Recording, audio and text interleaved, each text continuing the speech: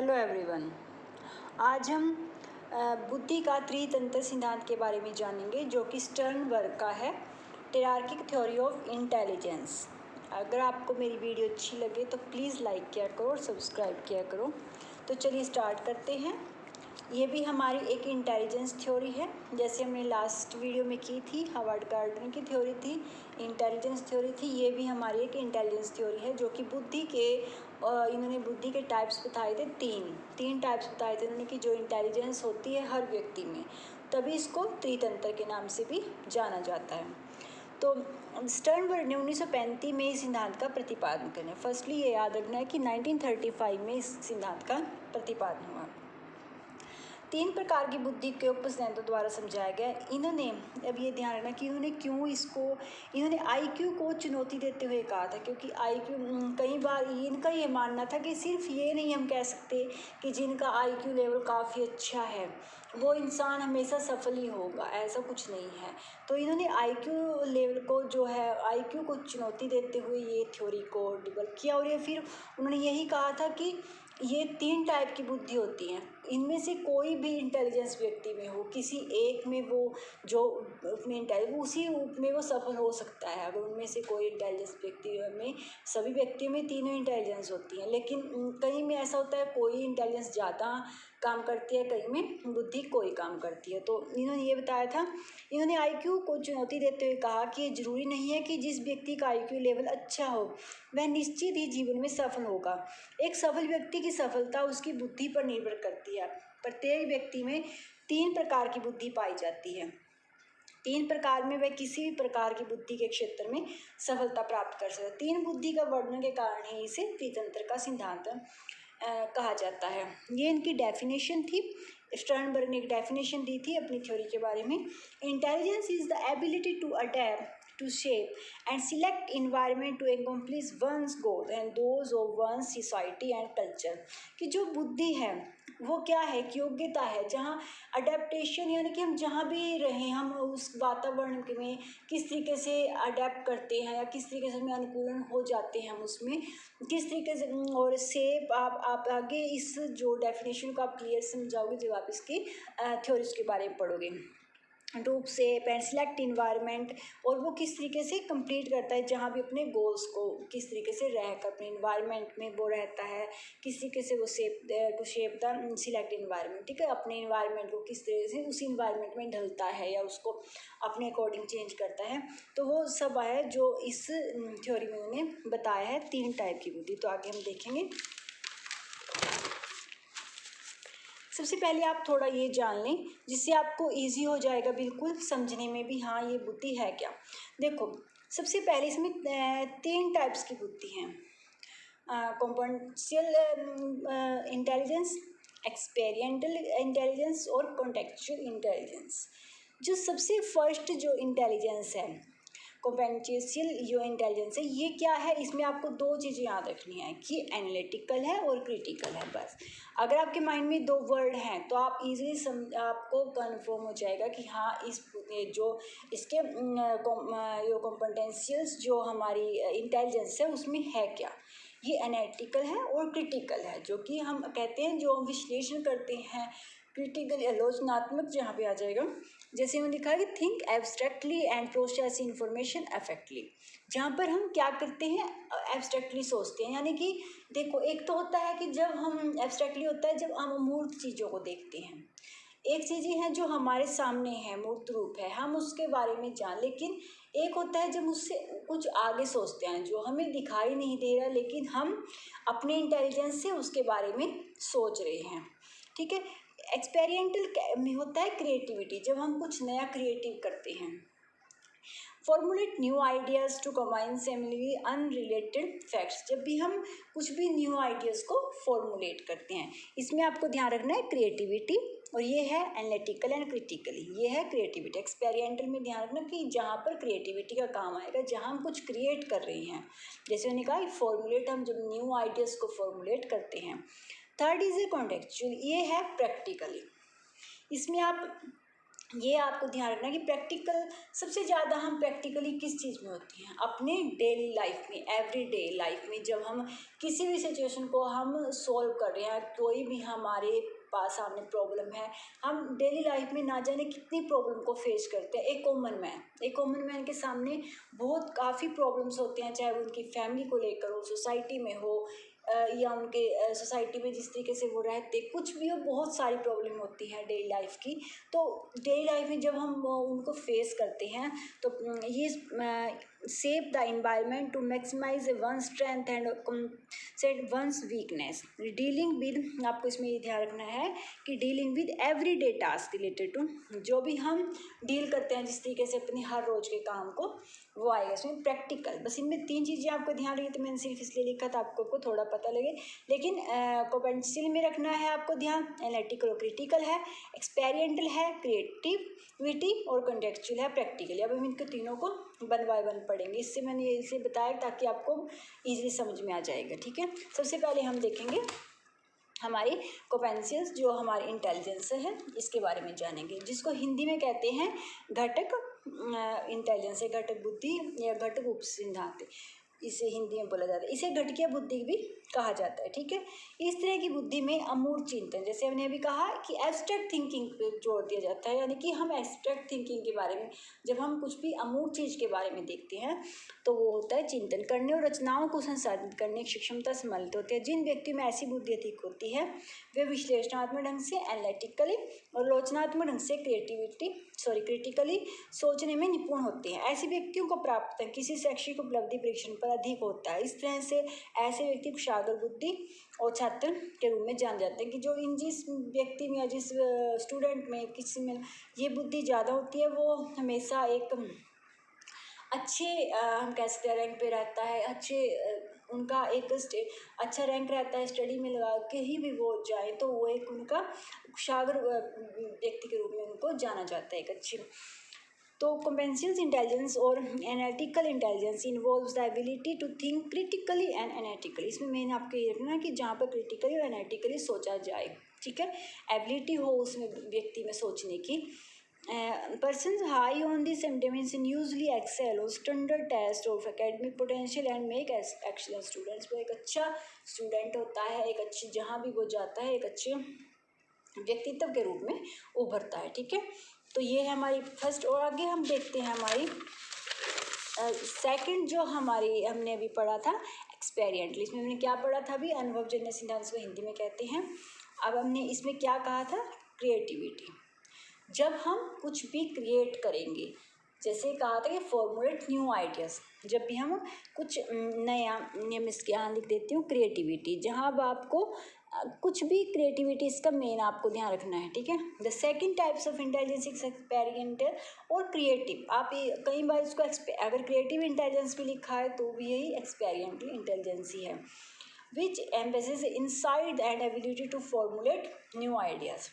This aspect is concerned with the effect of intelligence on one's experience as well as the effect of person's interaction with the environment on intelligence. This view adds creativity or novelty and originality, ठीक है, to the overall conception of intelligence। इसे अनुभवजन्य सिद्धांत भी कहा जाता है। इसका संबंध व्यक्ति और उसके बाहरी वातावरण से होता है, ठीक है। ये नोवेल्टी और ओरिजिनलिटी इसमें कहा गया है। कुछ भी जब हम नवीन सोचते हैं, कुछ भी नया जब हम उसको करते हैं, ओरिजिनलिटी, जब हम इसके बारे में आप आगे देखेंगे, जो इसके आगे जो इसके सब पॉइंट्स भी बताए गए हैं, इसके छोटे भागों को इनमें डिवाइड किया गया है, तो उसमें आपको नोवेल्टी ओरिजिनलिटी देखा जाएगा।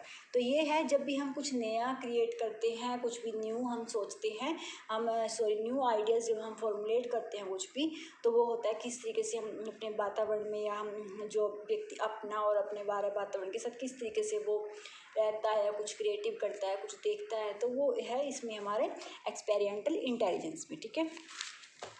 जिन व्यक्तियों में इस तरह की बुद्धि अधिक होती है उनमें व्यवहारिक ज्ञान, यानी कि जो व्यवहारिक ज्ञान होता है वो काफ़ी अधिक होता है, प्रैक्टिकल विजडम जिसके हम कहते हैं, कि जिस तरीके से वो लोगों के साथ व्यवहार करता है, ये सब उसमें अच्छा होता है। ऐसे व्यक्ति तुरंत समझाते हैं कि अमूल्य कार्य करने में उन्हें उत्तम सफलता किस प्रकार मिलेगी और वे इसके लिए परिस्थिति में परिवर्तन करके अपनी सफलता लगभग निश्चित कर लेते हैं। स्टर्न का मत है कि विभिन्न क्षेत्रों में सफल व्यक्तियों में ये बुद्धि अधिक होती है। ये मानते थे कि जो ज़्यादातर हम देखते हैं कि कई क्षेत्रों में जो व्यक्ति सफल होते हैं उनमें ये बुद्धि काफ़ी अधिक होती है, क्योंकि उनमें एक सोचने की क्षमता होती है। ये इस तरीके से क्रिएटिव होते हैं, क्योंकि ये कि हाँ अगर हम ये कार्य करेंगे तो हम इस तरीके से इसको अच्छी तरीके से हम गेन कर लेंगे अपने गोल को, या फिर उसमें कुछ चेंजेस या किसी भी तरीके से वो अपने गोल तक पहुंच ही जाते हैं कोशिश करके। ठीक है, ये होता है इस बुद्धि में। तो थर्ड इज कॉन्टेक्चुअल इंटेलिजेंस। ठीक है, ये है हमारी संदर्भात्मक उप सिद्धांत प्रासंगिक भी कह सकते हैं इसको, प्रासंगिक बुद्धि भी कहते हैं, संदर्भात्मक बुद्धि भी इसको बोला जाता है। संदर्भिक या व्यवहारिक बुद्धि भी हम कह सकते हैं इसको।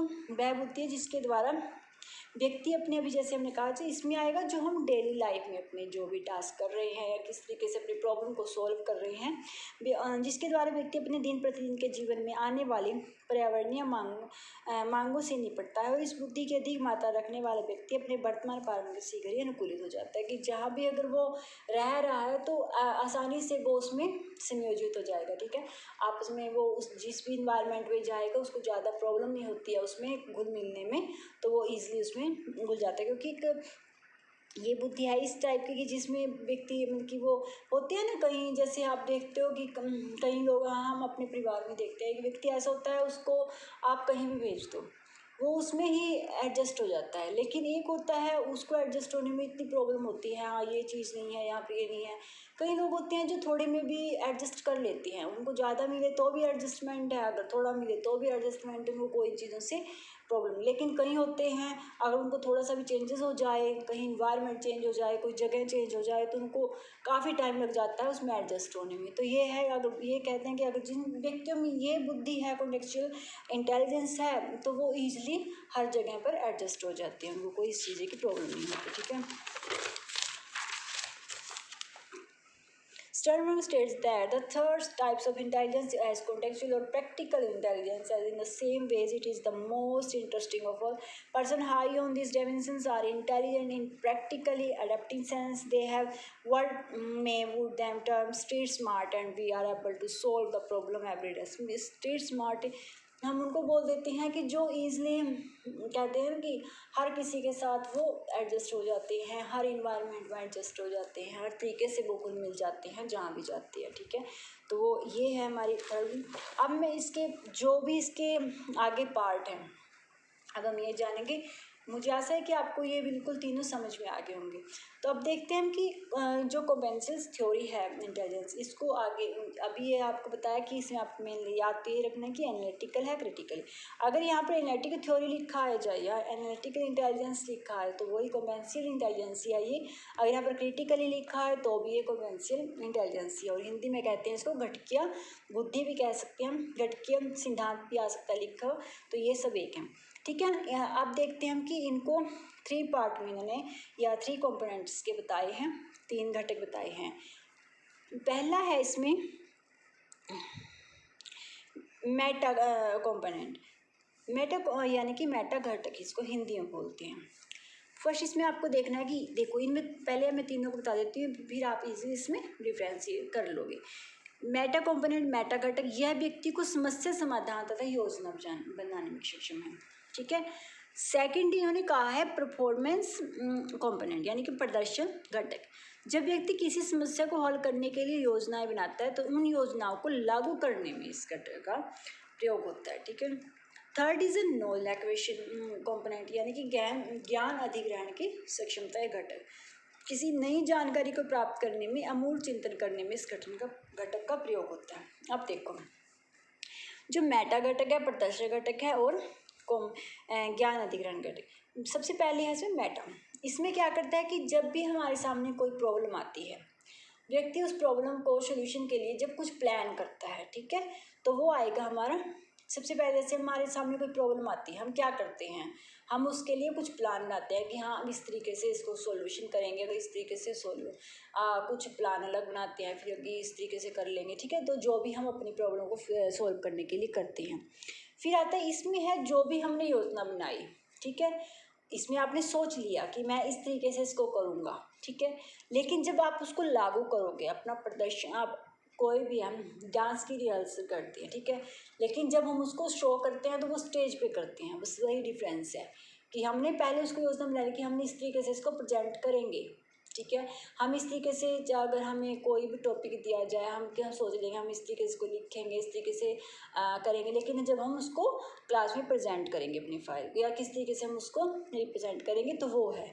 तो इसमें हम क्या करते हैं, अपनी योजना बनाते हैं, लेकिन लागू करते हैं हम इसमें, ठीक है, परफॉर्मेंस कॉम्पोनेंट। और ये है third is knowledge equation component. इसमें क्या है, जब हम किसी भी अभी नई जानकारी, कुछ हमें नया ढूंढना है या ये नया कुछ हमने खोजना है, तो उसके लिए जब हम जो अमूर्त चिंतन करते हैं, यानी कि वही मैं जैसे अभी पीछे बताया था कि जैसे हम मूर्त में क्या आएगा कि जो भी हम सामने देख रहे हैं, लेकिन अमूर्त होता है एब्स्ट्रैक्ट थिंकिंग, जब हम उससे डीपली, अब देखो हम कहीं होते हैं लोग, हम किसी पेड़ को देखते हैं, कुछ भी आप एग्जांपल लगा लो, वो सिंपली देख लेंगे हाँ ये ऐसे है, लेकिन कई व्यक्तियों को क्या होता है कि वो उसको डीपली में देखते हैं कि हाँ ये किस तरीके से, क्या इसके पार्ट हैं, ये क्या है इस पेड़ में, ये क्या ऐसा है, मतलब कि ये यूज़फुल है, किन किन चीज़ों में यूज़फुल होगा, तो ये होता है। तो जो है, जब नई जानकारी को प्राप्त करने में जब अमूर्त चिंतन के लिए इस घटक का प्रयोग किया जाता है, ठीक है। तो आगे आएगा हमारा जो सेकंड हमारी टर्म एक्सपेरिमेंटल इंटेलिजेंस, ठीक है। इसको अभी इसको 2 पार्ट्स में बांटा गया है।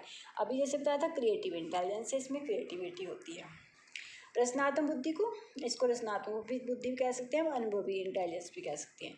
अभी नोवेल्टी और ऑटोमेशन। नोवेल्टी जैसे कि नवीन, बिल्कुल नया, जब हम, यह किसी व्यक्ति की पहली बार समस्या को निपटने की क्षमता से संबंधित होता है।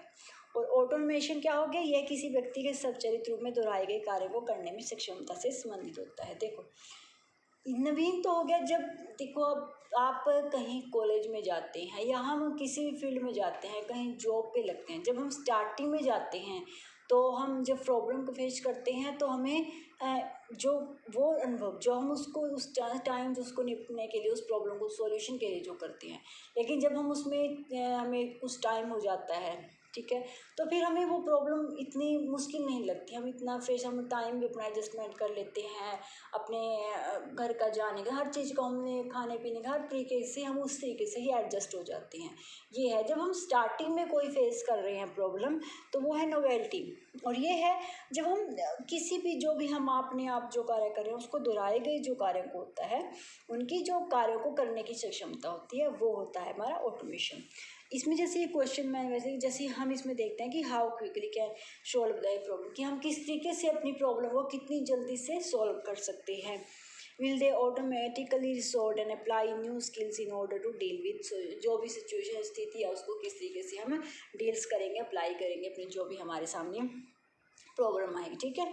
तो ये हमारा था, इसमें 2 है, याद रखना, नोवेल्टी और ऑटोमेशन, और उसमें थे 3, ठीक है।